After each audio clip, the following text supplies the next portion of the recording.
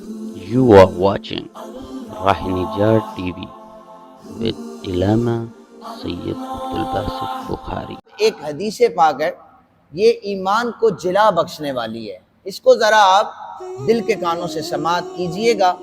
یہ نبی پاک صلی اللہ علیہ وسلم کی دب کے ساتھ ایک گفتگو ہوئی ہے، اور جسے گو کہا جاتا ہے، علاقوں میں پائی جاتی ہے، آج کل اس موسم میں یہ زیادہ ہوتی ہے۔ اس کا نام دب ہے، احادیث میں دعات سے ہے، اور گو اسے کہتے ہیں، اپنے اپنے علاقوں میں اس کے مختلف نام ہیں۔ یہ مگرمچھ جیسی اس کی شکل ہوتی ہے، زمین پر چلتی ہے۔ گاؤں میں مشہور ہے کہ یہ جانوروں کا دودھ پی جاتی ہے، اس کی دم بڑی لمبی ہوتی ہے اور لپٹ کر یہ دودھ پی جاتی ہے۔ اب حدیث پاک سماعت فرمائیے۔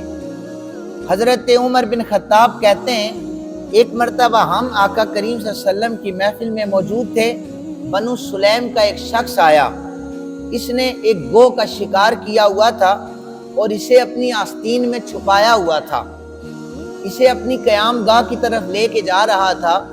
رستے میں سے گزرتے ہوئے اس نے صحابہ کے جرمٹ کو دیکھا تو اس نے لوگوں سے کہا کہ یہ لوگ کس کے گرد جمع کیے ہوئے ہیں۔ اسے بتایا گیا کہ محمد نامی ایک شخص نے نبوت کا دعویٰ کیا ہے، یہ اس کے صحابہ ہیں، یہ اس کے گرد جمع ہیں۔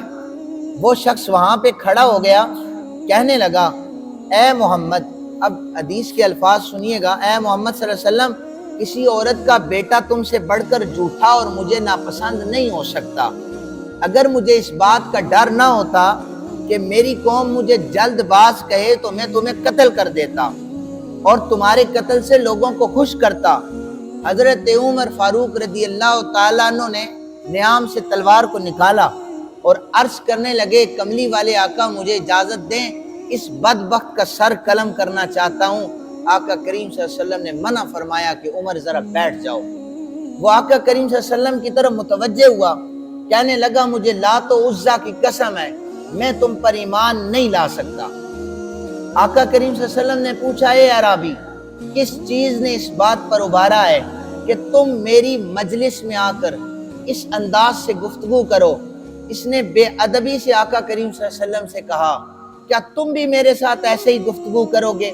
مجھے لات و عزا کی قسم ہے کہ میں اس وقت تک تم پر ایمان نہیں لاؤں گا جب تک یہ میری گود میں بیٹھا ہوا جانور تم پہ ایمان نہیں لائے گا۔ حدیث کے الفاظ ہیں، وہ دب مر چکی تھی، مری ہوئی دب، گو اس نے نکالی، مری ہوئی تھی۔ کہنے لگا، یہ مرا ہوا جانور اگر گواہی دے دے کہ تم اللہ کے رسول ہو تو میں وعدہ کرتا ہوں اسی مجلس میں کلمہ پڑھ کے جاؤں گا۔ اب آقا کریم صلی اللہ علیہ وآلہ وسلم کو اس نے کہا، ان آمن بک ھذا الدب آمنت بک، اگر یہ دب تمہاری شہادت دے دے ایمان لے آؤں گا۔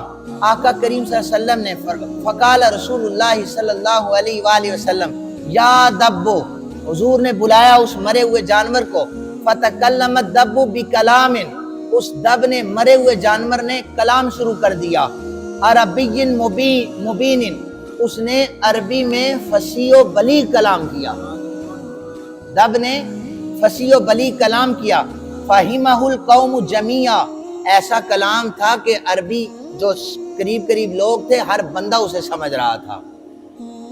آقا کریم صلی اللہ علیہ وسلم نے بلایا نا، دب نے کہا، لبیک و سعدیک یا رسول اللہ صلی اللہ علیہ وسلم، میں حاضر ہوں۔ یہ مری ہوئی دب نے کہا، حضور نے فرمایا، میں کون ہوں؟ کہنے لگی، یا رسول اللہ رب العالمین، آپ عالمین کے رب کے رسول ہیں۔ فقال رسول اللہ صلی اللہ علیہ وآلہ وسلم، من تعبدو، تم کس کی عبادت کرتی ہو؟ قال الذی فی السماء، میں عبادت کرتی ہوں عرشہ، کہ جس کی کرسی جو ہے، جس کی بادشاہت آسمانوں میں ہے، میں اس کی عبادت کرتی ہوں۔ وفی الارض سلطانہ، اور زمینوں میں جس کی سلطنت ہے میں اس کی عبادت کرتی ہوں۔ وفی البحر سبیلہ، اور سمندروں پر جس کی حکمرانی ہے میں اس کی عبادت کرتی ہوں۔ وفی الجنت رحمتہ، اور جنت میں جس کی رحمت ہے میں اس کی عبادت کرتی ہوں۔ وفی النار عذابہ، اور جس کا عذاب جہنم میں ہے میں اس کی عبادت کرتی ہوں۔ نبی پاک صلی اللہ علیہ وسلم جب دب خاموش ہو گئی، حضور نے پھر فرمایا، فمن انا، میں کون ہوں، پھر بتا۔ یا دبو فمن انا، میں کون ہوں؟ دب کہنے لگی کالا انت رسول رب العالمین، آپ اللہ کے رسول ہیں، وخاتم النبیین، اللہ کے آخری نبی ہیں۔ جانوروں کو بھی پتا تھا نبی پاک صلی اللہ علیہ وسلم کی ختم نبوت کا، یہ جانور مانتا تھا۔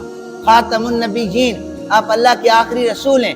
قد افلح، جس نے آپ کو مانا، من صدقہ، وہ کامیاب ہو گیا جس نے آپ کی تصدیق کی، وقد خواب من کذبک، اور جس نے آپ کی تکذیب کی وہ برباد ہو گیا۔ اعرابی نے یہ جملے سنے، دیکھ کر بول اٹھا، میں گواہی دیتا ہوں آپ اللہ کے آخری رسول، سچے رسول ہیں۔ میں جب آپ کے پاس آیا، روئے زمین پر مجھے آپ سے بڑھ کر کوئی شخص جو ہے وہ مجھے ناپسند نہ تھا، سب سے زیادہ نفرت تھی، لیکن بخدا اللہ کی عزت و جلال کی قسم ہے، میرے جسم کا ہر بال، ہر رونگٹا، میرا عیاء و نہاں، میرا ظاہر و باطن، میرے جسم کا ہر عضو آپ کے اوپر ایمان لا چکا ہے۔ نبی پاک صلی اللہ علیہ وسلم نے اسے کچھ چیزیں عطا فرمائی۔ حضور نے فرمایا سورہ فاتحہ، سورہ اخلاص، اسے سیکھ لو۔ وہ کہنے لگا عربی شاعری میں نے بہت زیادہ اوزان دیکھے ہیں، میں نے بسیط اور رجز کے اشعار بھی دیکھے ہیں، لیکن اس سے اچھا کلام میں نے نہیں دیکھا۔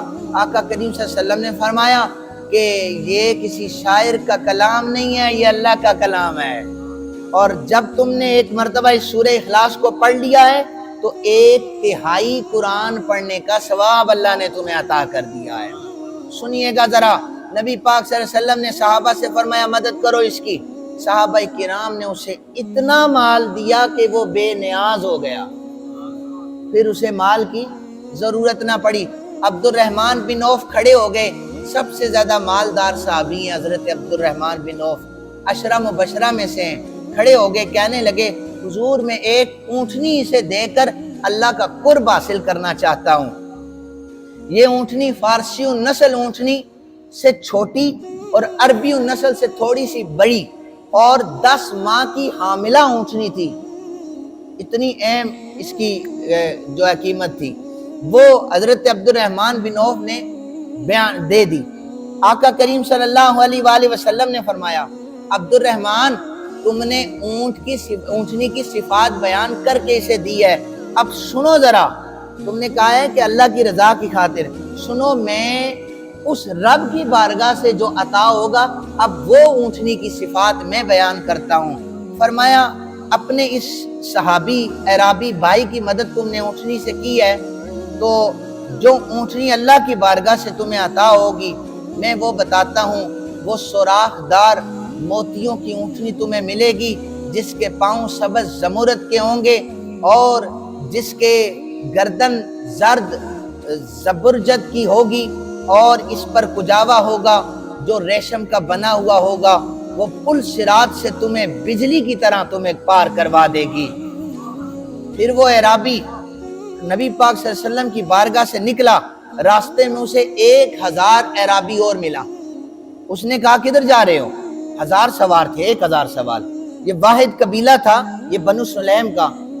اس کے 1000 سواروں کو دیکھا، اس نے کہا کہاں جا رہے ہو؟ وہ تلواروں سے لیس تھے، ان کے پاس تیر تھے۔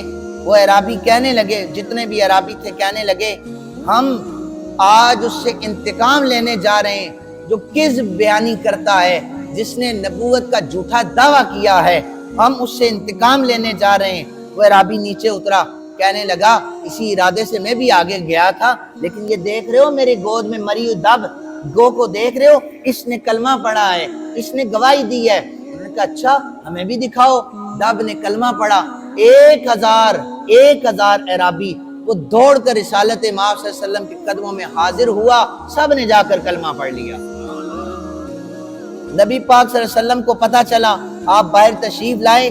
راوی کہتا ہے ہم نے دیکھا 1000 جو اعرابی تھا وہ لپک رہا تھا، کوئی حضور کے ہاتھوں کو چومتا، کوئی ماتھے کو چومتا، کوئی داڑھی کو چومتا، کوئی کپڑوں کو چومتا، کوئی نالین کو چوم رہا تھا، یعنی وہ دیوانے ہو چکے تھے کہ ہم نے مری ہوئی دب سے سنا ہے یہ اللہ کے سچے رسول ہیں، تو ہم انسان ہو کر انہیں نہیں مان رہے۔